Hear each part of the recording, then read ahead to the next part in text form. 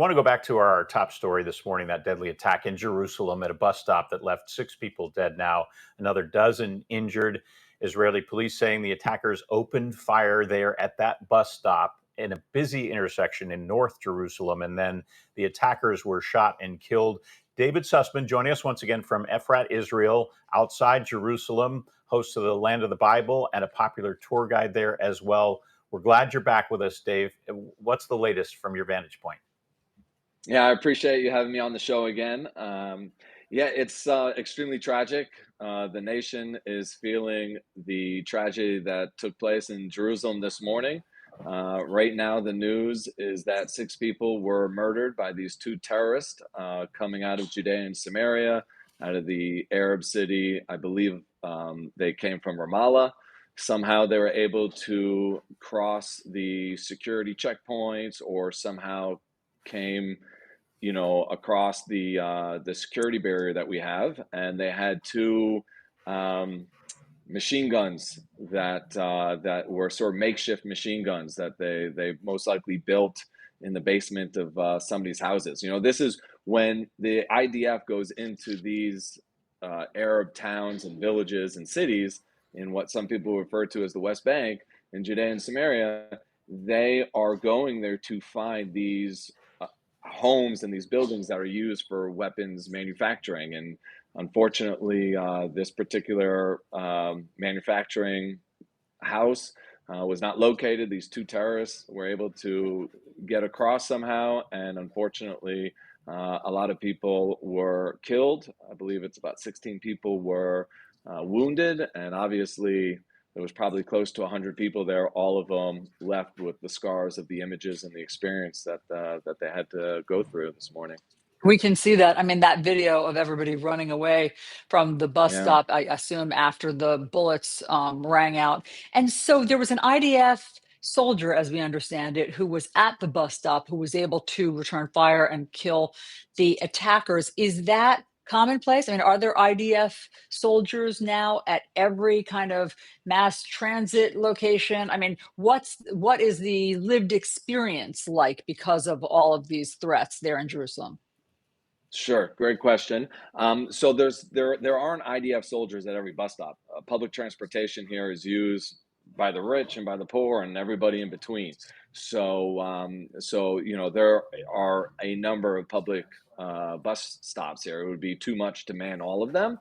However, the soldiers going to and from their bases, home, going anywhere, will also use public transportation. So it's very likely that there was probably a soldier who happened to be there. I did not read that report that it was an IDF soldier who eliminated the terrorists, but most likely, if it was, most likely he was just there like everybody else, trying to catch a bus going somewhere. The reports that I read, and they may be incorrect, is that they were actually eliminated by two ultra Orthodox, what we refer to as the Haredi here in Israel, who actually eliminated the terrorists. Which brings me to something I really want to clarify. The last time I was on your show, you asked about the enlistment of the ultra religious into the service of the IDF. And some people contacted me and said that it wasn't exactly clear that I stand for the ultra religious to be enlisted in the IDF, as most of Israel does. But with that, we also realize that there is a place for religious study and prayer, and but at the same time, there is a need for the ultra religious to serve.